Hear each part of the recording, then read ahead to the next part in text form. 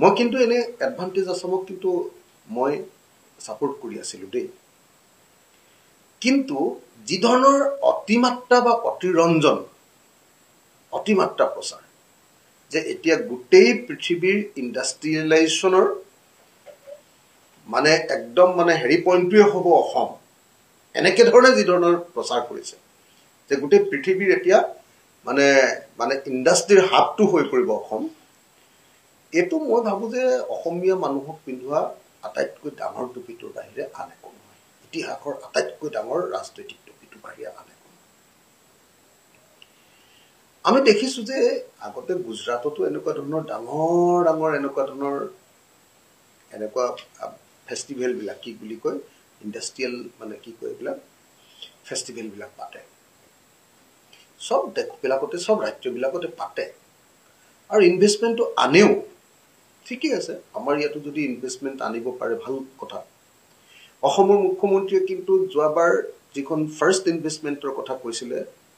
আপোনাৰ এডভান্টেজ আসাম 1.0 যেটো 1.0 হেতু আছিলে হেতুত কিন্তু অকল মুখ্যমন্ত্ৰীয়ে বিধানসভাত ব্যাখ্যা কৰোতে কৈছিলে যে অকল সৰকাৰি এজেন্সি বিলাকে হে ইয়াত ইনভেষ্টমেন্ট কৰে যেনেকৈ এনআৰএলত ইনভেষ্টমেন্ট এটা হল বুলি কৈছিলে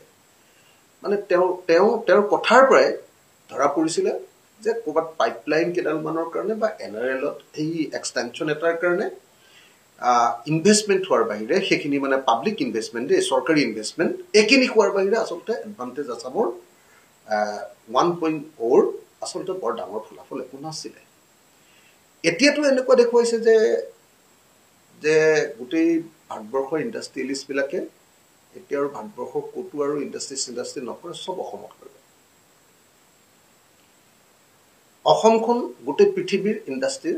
হাবত পৰিণত হ'ব ইয়াৰ ওপৰত লৈ এটা মানে মাধ্যাকৰ্ষণ শক্তিটো ইয়াত থাকিব তাৰ ওপৰতে পৃথিৱীখন ঘূৰি থাকিব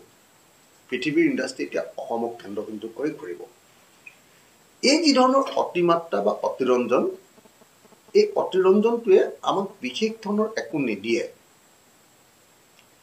হসাকে যদি অসমত ইন্ডাষ্ট্ৰিয়েলাইজেশন কৰিব লাগে পৃথিৱীৰ যিকোনো ৰাজ্যতে যিকোনো দেশতে ইন্ডাষ্ট্ৰিয়েলাইজেশন কৰিবলৈ হলে নিজৰ দেশৰ ভিতৰত নিজৰ ৰাজ্যৰ ভিতৰত এটা পুঁজিৰ বিকাশ কৰিব লাগে পুঁজিৰ বিকাশ আমাৰ নিজৰ মাটিৰ পৰা আমাৰ নিজৰ উৎপাদনৰ পৰা আমাৰ নিজৰ কামকাজৰ পৰা অৰ্থনৈতিক কামকাজৰ পৰা এটা পুঁজিৰ বিকাশ ঘটোৱাৰ ব্যৱস্থা কৰিব লাগে নাম্বাৰ 1 নাম্বাৰ 2 সেই অঞ্চলৰ মানুহবিলাকক কৰি তুলিব লাগিব প্ৰফেশনাল এতিয়া আপুনি দেখিবলৈ পাব যে অসমত পুঁজিৰ বিকাশ কোনো ধৰণৰ হোৱা নাই পুঁজিৰ বিকাশ হৈছে ক'ত হৈছে জানে নে এটা স্বাধীনতাৰ পাছত পুঁজিৰ বিকাশ হৈছিল আমাৰ ক্ষুদ্ৰ চাহ খেতিয়কৰ মাজত কিন্তু ক্ষুদ্ৰ চাহ খেতিয়কৰ যেটো পুঁজিৰ বিকাশ হৈছে হেতু ইনভেষ্টমেন্টত লগা নাই হেতু টকা হিচাপে খৰচ হৈ গৈছে যেটা পইচা এটা যেতিয়া আকৌ ইনভেষ্টমেন্টত লাগি যায় আকৌ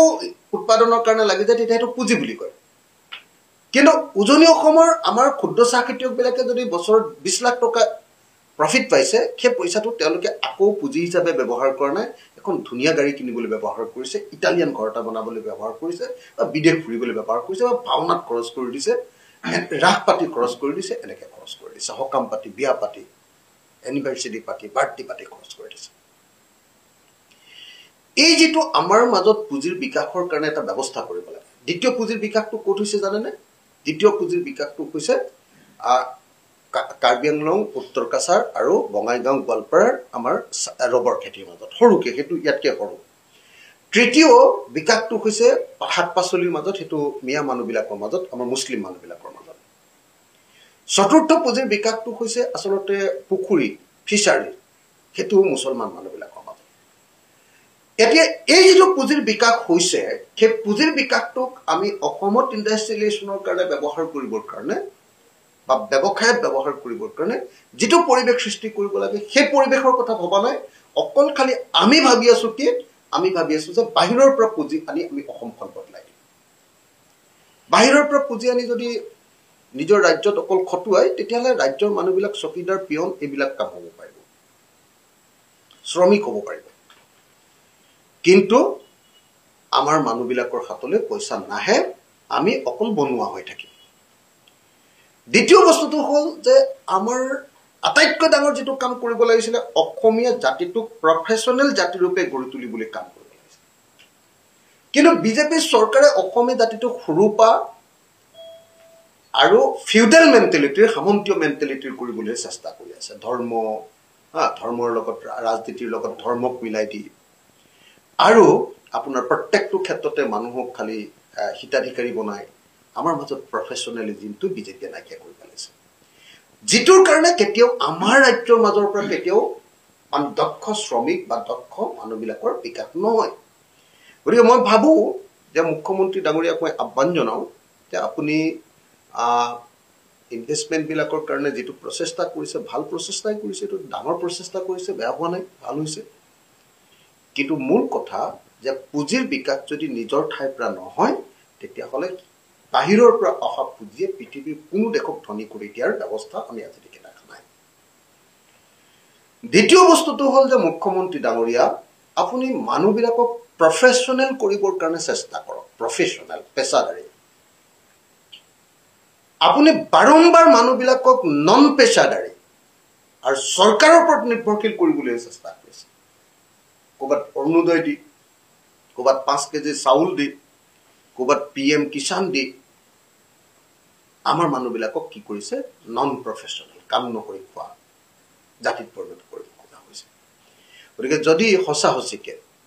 সঁচাকে যদি ইনভেষ্টমেন্ট এই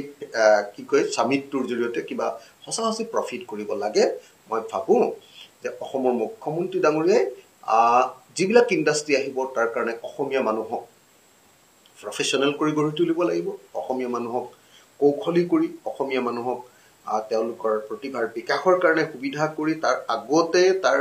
নিৰ্দিষ্ট ধৰণৰ যিবিলাক তেওঁলোকৰ ভাষাত যেটো খেৰি বুলি কয় আৰু কি কয় এটো কি কি কয় কৌশলটো বৃদ্ধি কৰিবৰ কাৰণে কি দক্ষতা বিকাশৰ কাৰণে ব্যৱস্থা কৰা আৰু 2 নম্বৰ বস্তুটো আমাৰ নিজৰ ভিতৰত পুঁজিৰ বিকাশ কৰা আৰু মোৰটো এনেকুৱা লাগি আছে যে হিমন্ত বিশ্ব শৰ্মাৰ হাতত যিমান পইচা আছে এইবিলাক বাহিৰৰ ইনভেষ্টমেন্ট আনি থকাতকে তেওঁ পইচাবিলাকে ইয়াত ইনভেষ্ট কৰি দিয়ালেও আমি আমাৰ অলপ কাম হ'ল তেওঁৰ যিমান 2 নম্বৰ টকা আছে তেওঁতো 1 লাখ কোটি টকা মান ওলাই যাব তেওঁৰ গতিকে তেওঁৰ পত্নী তেওঁৰ নামত তেওঁৰ ল'ৰা-ছোৱালীৰ নামত তেওঁৰ পৰিয়ালৰ নামত আৰু তেওঁৰ যিকিটা মানুহৰ তেওঁৰ ঠিকাদাৰ আৰু তেওঁৰ যিবিলাকৰ নামত এই সম্পত্তিবিলাক ৰাখিছে সেই সম্পত্তিৰ পইচাবিলাক যদি অলপ ইনভেষ্ট কৰি দিলেহেঁতেন 1 লাখ কোটি মান টকা আমাৰ নিজৰ পুঁজিৰ বিকাশ হৈ গ'লহেঁতেন তেতিয়া আৰু নিজৰ পুঁজিৰ বিকাশ হ'লে অসমীয়া জাতিৰ বিকাশ হ'লহেঁতেন ইটো এটা ব্ল্যাক মানিৰ কাৰণে তেওঁ মানে বেলেগৰ জৰিয়তে চাগে মোৰটো এনেকুৱা সন্দেহ হৈছে যে এই যেটো ইনভেষ্টমেন্ট সামিট কৰিলে এই ইনভেষ্টমেন্ট সামিটৰ কিছুমান পইচা বাহিৰৰ মানুহৰ জৰিয়তে ইনভেষ্টমেন্ট দেখুৱাব যদিও আসলতে অসমৰে পইচা 2 নম্বৰী টকা সেই বাহিৰৰ কোম্পানীৰ জৰিয়তে ইয়াত ইনভেষ্টমেন্ট দেখুৱাব গতিকে মই আশা কৰো মই কিন্তু আকৌ এবাৰ কৈছো দেই মই আকৌ বাৰম্বাৰ আপোনালোকক এটা কথা কৈ দিছো যে এই যেটো ইনভেষ্টমেন্ট সামিট হল কি বুলি নাম দিছে এডভান্টেজ আসাম 2.0 ইয়াক মই সমৰ্থন কৰিছো আমাৰ ৰাজ্যৰ দলে সমৰ্থন কৰিছো কিন্তু তাৰ লগত এটা কথা যোগ দি দিব খুজিছো ইনভেষ্টমেন্ট সঁচাকে ভাল ইনভেষ্টমেন্ট হ'ব লাগিব অকল লুটিবৰ কাৰণে নহয় অসমৰ মাটি 1 টকাত দি দিলো